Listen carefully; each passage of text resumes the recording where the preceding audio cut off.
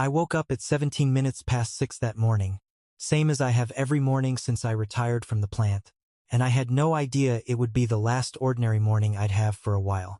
My name's not important yet. What matters is that I was 63 years old, a widower for going on 4 years, and the only thing I had left that meant anything in this world was my son, Daniel, and the watch on my wrist. That watch. I need you to understand about that watch before I tell you anything else, because everything that happened that night hinges on it. It was my father's. A plain steel, Hamilton, nothing fancy, the kind of thing you'd walk past in a pawn shop window without a second glance. And the crystal's got a hairline scratch across it from 1987, the year my father wore it to my college graduation, and then, 6 months later, the year he died wearing it in a hospital bed with my hand in his. He left it to me because I was the one who sat with him at the end. My 2 brothers didn't make it in time. I did. That watch has been on my wrist for 37 years. It stopped keeping perfect time a decade ago. It runs about 4 minutes slow, but I never had it fixed, because somehow the drift felt like it was still him, still a little behind schedule, still making me wait on him the way I used to as a boy. I raised Daniel mostly alone after his mother, my wife Rosalind, passed from ovarian cancer when he was 19. I worked the line at a machine parts plant for 31 years, foreman for the last 11, and I put every spare dollar I had into that boy's education because I never got the chance to finish mine. He went on to law school, corporate law, mergers and acquisitions, the kind of practice where the invoices have more zeros than I ever saw on a paycheck. I was so proud of him I could barely speak about it without my throat closing up. I still am. 2 years ago, he brought home a young woman named Vanessa. She was beautiful in the way that takes effort, every hair placed, every outfit considered, and she had a laugh that arrived a half-second too late, like she was waiting to see if it was safe to find something funny before she committed to it. I told myself I was being an unfair old man, judging a woman I barely knew. I told myself that a lot, actually, over those 2 years.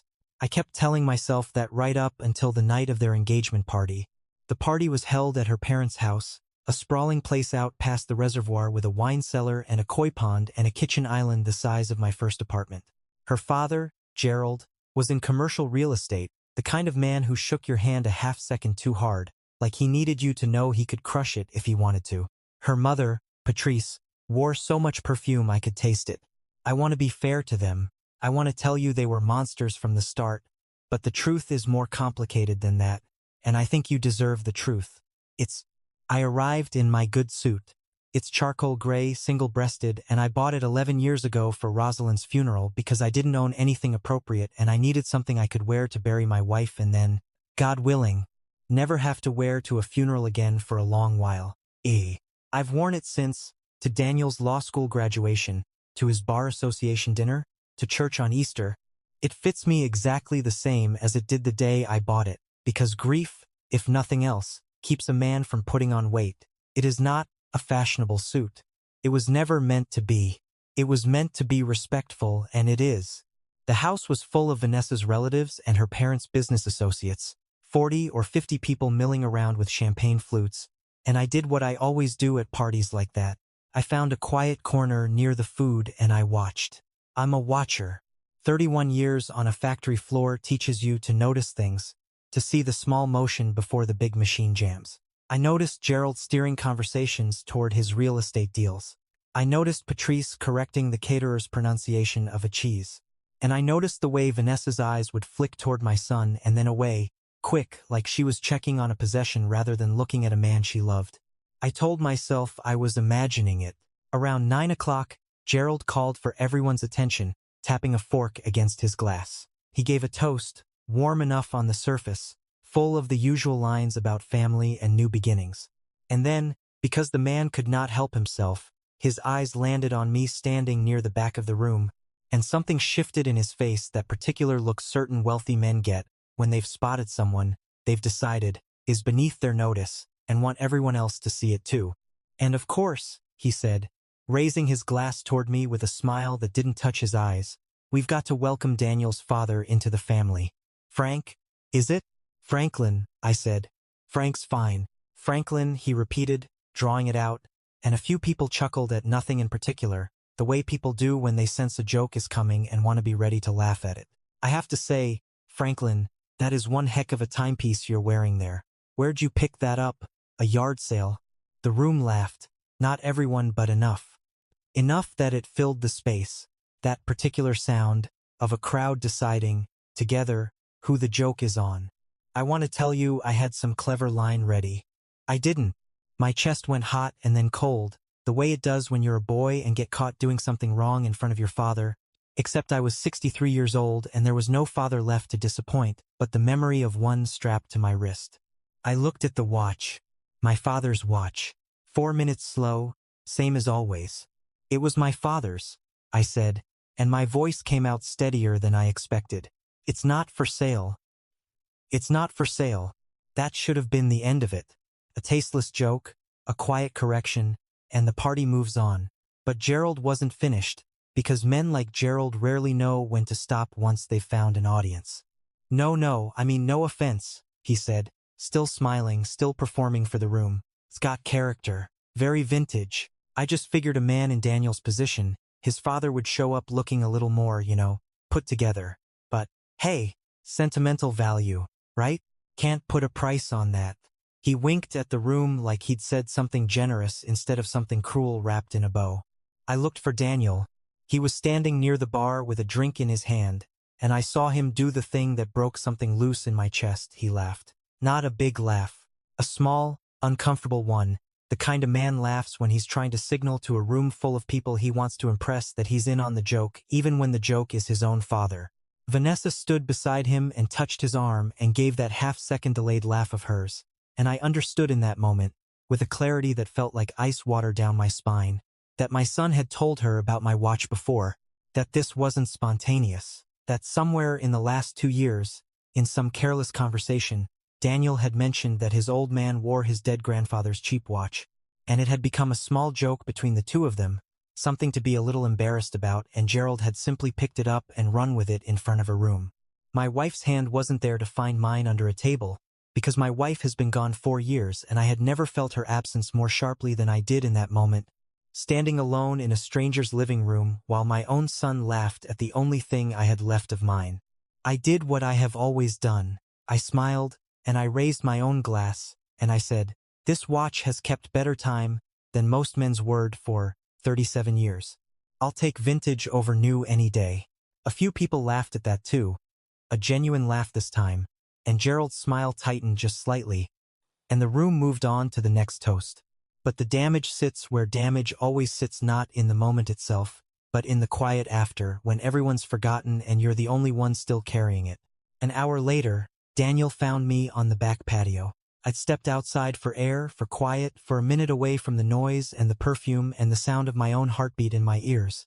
He came out holding 2 drinks and handed me one, and for a second I let myself believe he'd come to apologize. "Dad," he said, "can we talk for a second? Somewhere private?" We walked down toward the koi pond, out of earshot of the party, the string lights glowing gold behind us.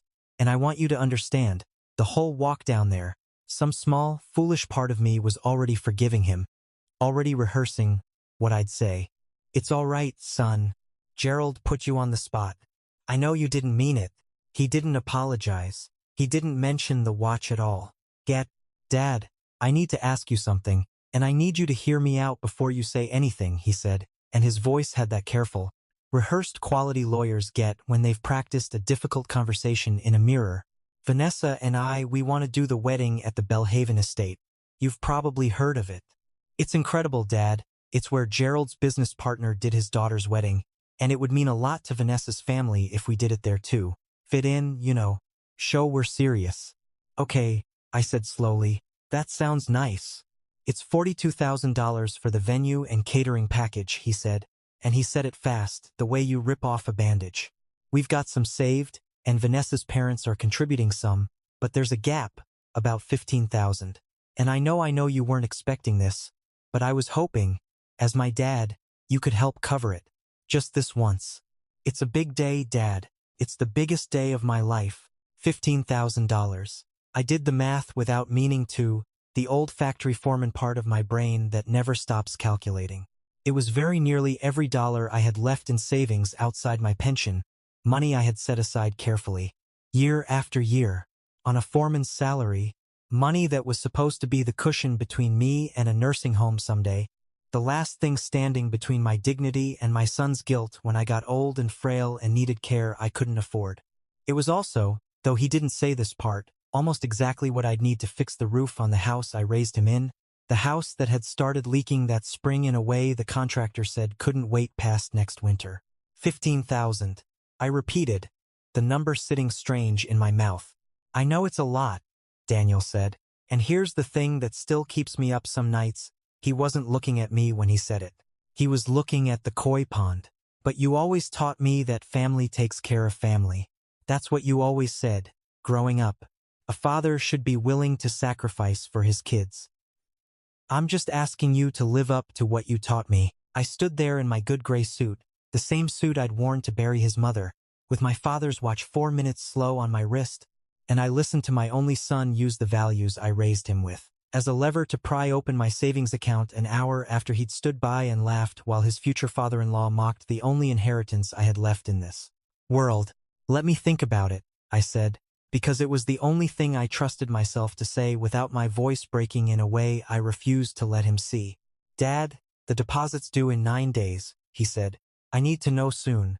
I nodded, and I walked back into the party, and I smiled at strangers for another hour, and I drove home alone in the dark with both hands steady on the wheel and something cold and clear settling into place behind my ribs.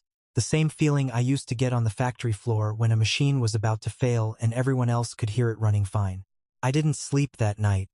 I sat in my study. Rosalind used to call it my thinking room, with the lamp on and a glass of the bourbon I keep for occasions I can't name in advance, and I looked at the framed photographs on the wall. My wedding day, Daniel's christening, Daniel in his cap and gown at his law school graduation, grinning like the whole world belonged to him, my hand on his shoulder, my father's watch visible on my wrist in the photograph, because I'd worn it that day too, because everything good that had ever happened to my family, that watch, had been there for. I thought about the word Gerald had used, vintage.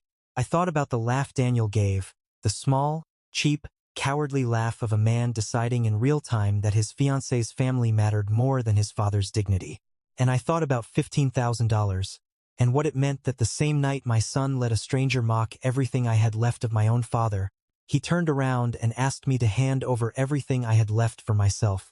I want to be honest with you. My first instinct wasn't clever. It wasn't strategic. It was simply this. I would say no, and I wouldn't let the chips fall. And if that meant Daniel resented me, then he resented me, because there are things a man cannot buy his way back from, and self-respect at 63 years old is one of them. But somewhere around 2 in the morning, staring at that photograph of Daniel in his cap and gown, another thought arrived, quieter, colder, more useful. I remembered something Daniel had mentioned once, in passing, months ago, about how he and Vanessa were paying that $15,000 gap out of a joint account they'd opened together, an account that, as it happened, my son had also used, without much thought, to make a modest loan repayment to me the year before, back when he'd borrowed $4,000 for a bar exam prep course, and I'd told him not to worry about paying it back on any particular schedule. I had, out of old habit, kept the paperwork. A signed promissory note, nothing hostile, just the kind of thing a careful man keeps because a careful man keeps everything. I wasn't thinking about revenge, not exactly. I was thinking about proof. I was thinking that if my son was capable of standing by while I was humiliated and then, in the same breath, asking me to fund the comfort of the people who'd done the humiliating, then perhaps it was time my son understood, clearly and on paper, exactly what our relationship actually consisted of, and exactly what it had cost me to build it. The next morning I called my old friend Walter Negwin.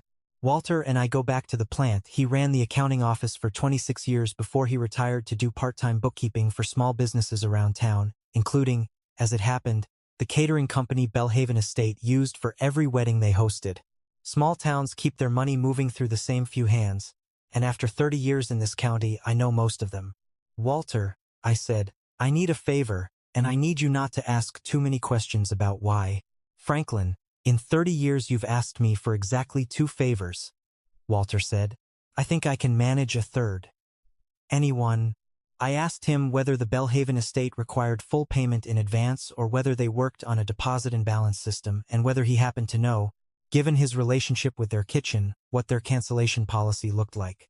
Walter, bless him, didn't ask why an old machinist wanted to know the fine print on a luxury wedding venue's payment terms. It called me back 2 hours later. 13.25% deposit, non-refundable, due at booking, he said. Balance due 30 days before the event, also non-refundable once paid. But here's the thing, Frank, if the balance isn't received by the deadline, they don't extend. I know the woman who runs their events calendar, Marisol. She told me last year they had a couple lose their whole date because the groom's credit card got declined by accident and they didn't budge an inch. Booked someone else within the week. Apparently they've got a 2-year waiting list, so they don't lose sleep over it. I thanked Walter, and I hung up the phone, and I sat with that information for a long while. I didn't call Daniel that day. Or the next. I let those 9 days he'd mentioned start ticking, and I want to tell you honestly this wasn't cruelty, for its own sake.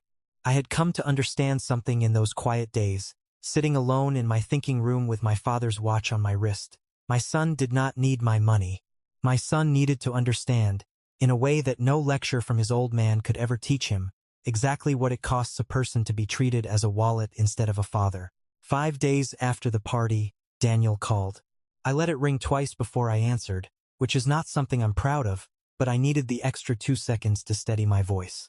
Dad, hey, did you have a chance to think about, the thing I asked? I've thought about it, I said. And? I could hear the hope in his voice, and it hurt more than the koi pond conversation had, because hope is so much heavier than a request. Daniel, I want to ask you something first, and I want an honest answer, I said. The night of the party, Gerald made a joke about my watch, about your grandfather's watch. Did you tell him about it beforehand? And was that something the two of you had talked about? Before that night? There was a pause on the line, longer than it should have been, for an innocent question. Dad, it wasn't like that. I might have mentioned once, just in passing, that you're kind of sentimental about it, that it's old. Did you laugh, Daniel, when he made that joke in front of everyone? Did you laugh? And another pause. Dad, come on. It was an awkward moment. I didn't know what to do. I wasn't trying to. Thing. I need you to understand something, I said, and my voice was calmer than I expected, calm the way still water is calm right before it goes over a falls. You watched a man mock the only thing I have left of my father, in front of 50 people. And you laughed, because it was easier than standing up for me in front of your future in-laws. And 1 hour later, you asked me to hand over $15,000, using the same values I raised you with as the reason I owed it to you. I need you to sit with that for a moment, son. Really sit with it, because I have been sitting with it for 5 days. And it does not get easier. Dad, that's not fair. I'm not going to give you the $15,000, Daniel, I said. Not because I don't have it. Not because I don't love you, said, but because a father's sacrifice isn't supposed to be collected like a debt the morning after you let someone humiliate him. It's supposed to be given freely, to a son who'd never dream of asking that way in the first place. He was quiet for a long time. I could hear him breathing, could picture him standing in his downtown apartment with the skyline behind him, the same apartment I'd helped him furnish when he first passed the bar, back when he still called me twice a week just to talk, not to ask. So that's it? You're just going to let the wedding fall apart over a joke? That's up to you and Vanessa, I said. Not me. He hung up without saying goodbye, and I sat holding the phone for a long time after the line went dead, feeling the particular grief of watching your child become, briefly, someone you don't fully recognize.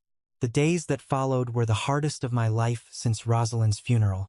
I went about my routine coffee at 6:17, the crossword, a walk around the block my doctor insists on, but underneath it, every hour, I was aware of a clock running in the Belhaven Estates back office, 30 days counting down toward a balance.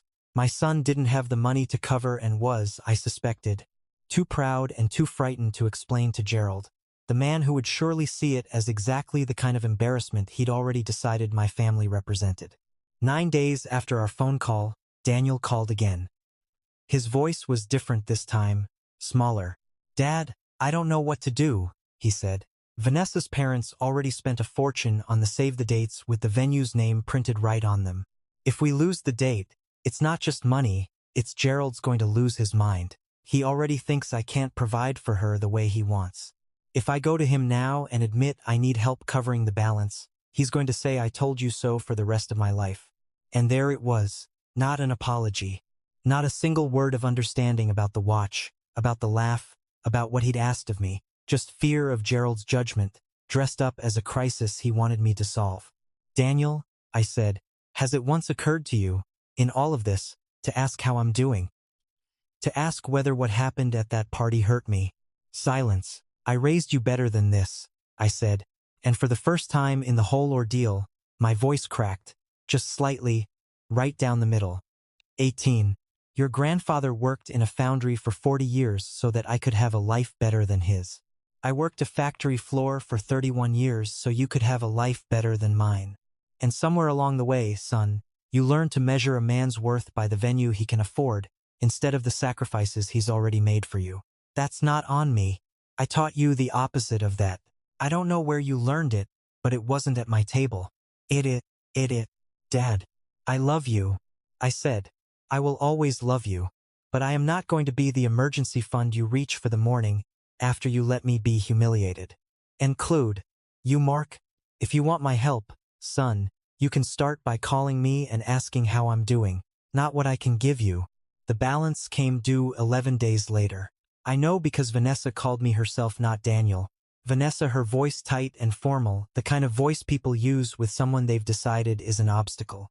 Franklin, I'm calling because I think there's been a misunderstanding, she said. Daniel says you're refusing to help with the wedding. I have to say, I find that really disappointing. A father's supposed to want the best for his son's big day. I do want the best for my son, I said. I'm still waiting for him to want the best for his father. That watch thing, is this really still about a joke my dad made? You can't be serious. Vanessa, I said, and I kept my voice level, because I had promised myself I would not lose my composure with this young woman, whatever came out of her mouth. It was never about the joke, not by itself. It was about the fact that everyone at that party watched a man be mocked, and not one person in that room, including my own son, said a single word in his defense. And then, within the hour, that same son asked that same humiliated man for $15,000. If you can't see why that troubles me, I don't think there's much more for us to discuss. She hung up on me. I sat with the dial tone for a moment and then set the phone down gently, the way you set down something you don't want to break further. The venue deadline came and went 4 days after that call. I know because Walter texted me one line. Marisol says the Belhaven date's back on the calendar. New booking already confirmed for the same weekend. I didn't feel triumphant reading it. I felt something quieter and sadder than that. The particular grief of watching a consequence land exactly where you predicted it would, and taking no joy from the accuracy.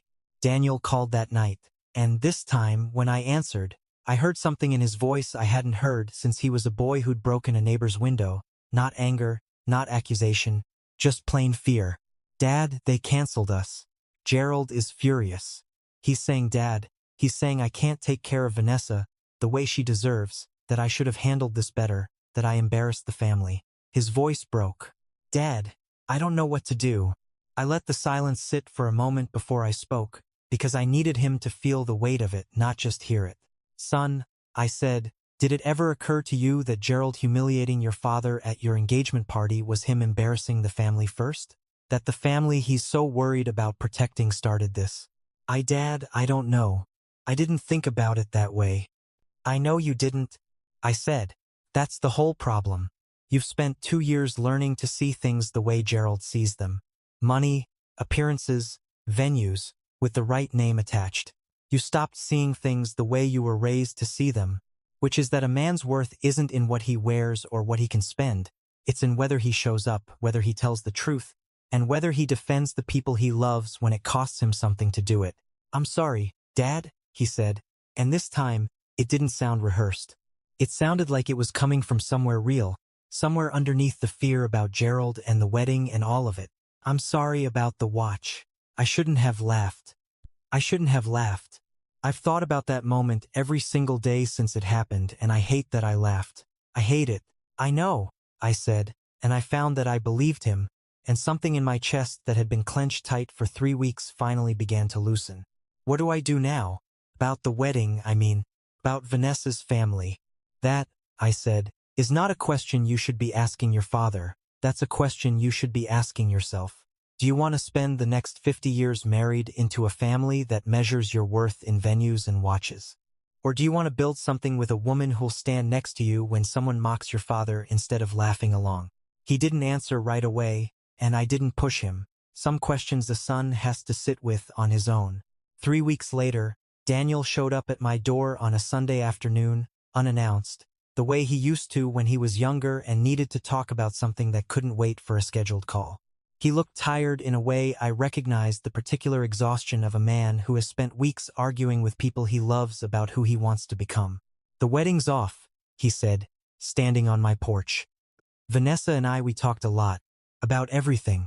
About what happened at the party, about the money, about what her family expects versus what I actually want. She wanted to have a smaller conversation with her dad about it, ask him to apologize to you. He wouldn't. He said you were being," and I'm quoting him, "an old man who can't take a joke. And when I told her I thought he owed you an apology regardless of the money, that started a bigger fight, and some things came out that had been under the surface for a long time." He looked down at his shoes. "I don't think we want the same life, Dad. And I think I've known that for a while and didn't want to admit it." I stepped back from the door and let him in, and I made 2 cups of coffee the way I always have, and we sat at my kitchen table, the same table he did his homework at as a boy, and he cried for the first time in front of me since his mother's funeral, and I let him, because some things a father can't fix, he can only sit beside. "I want to give you something," I said, once he'd settled. I went to my thinking room and came back with a small wooden box, and inside it was not the Hamilton that one stays on my wrist until they bury me in it, but its twin. My father had, it turned out, owned 2 of them, identical, purchased the same year for reasons he never explained to me before he died. The second had sat in a drawer for decades because I never felt right wearing 2 watches meant for one man's 2 sons. And my brothers, God rest the one who's passed and bless the other out in Arizona, had never wanted it. I'd had it cleaned and serviced 8 months ago, quietly, without telling anyone why, though I think some part of me already knew. "I want you to have this," I said, pressing it into his hands. "But not because of what happened. Because it should have been yours already. It's 4 minutes slow, same as mine. Your grandfather never fixed his either. I think he liked the idea that time was allowed to be a little patient with a man now and then." Daniel held that watch like it was the only solid thing in a room that had otherwise gone soft beneath him, and he put it on his wrist right there at my kitchen table. And something about seeing it there, my father's watch, on my son's arm, 37 years and 2 generations later, undid something in both of us at once.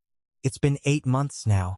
Daniel moved back into his old apartment on his own. Took some time. The way a person should, after ending something that big. He calls me every Sunday now, not because he needs anything, but because, in his words, "I don't want to go another week without asking how you're doing, Dad." He's seeing someone new, a woman named Priya who teaches high school biology, and laughed out loud. Immediately, no half-second delay, the first time she met me, and I made a bad joke about my watch running slow. I like her. I like her a great deal. Gerald and Patrice, as far as I know, still host their parties out past the reservoir. Still measure the men who walk through their door by the label on the collar. I don't think about them much. I think, instead, about the moment I looked at that photograph in my thinking room at 2 in the morning, and understood that the most valuable thing I owned wasn't sitting in a savings account, and it certainly wasn't the $15,000 a room full of strangers thought I should have handed over to buy back a moment of respect that should never have been for sale in the first place. I still wear the watch every day. It's still 4 minutes. Slow. I've come to think that's not a flaw at all, it's a kind of mercy, a small, steady reminder that a good man is allowed to run a little behind the world's schedule, so long as what he's carrying with him is real. My father gave me patience, wrapped up in a piece of steel and glass. I passed it on to my son the same way it was given to me, not because he demanded it, but because, in the end, he finally understood what it was worth.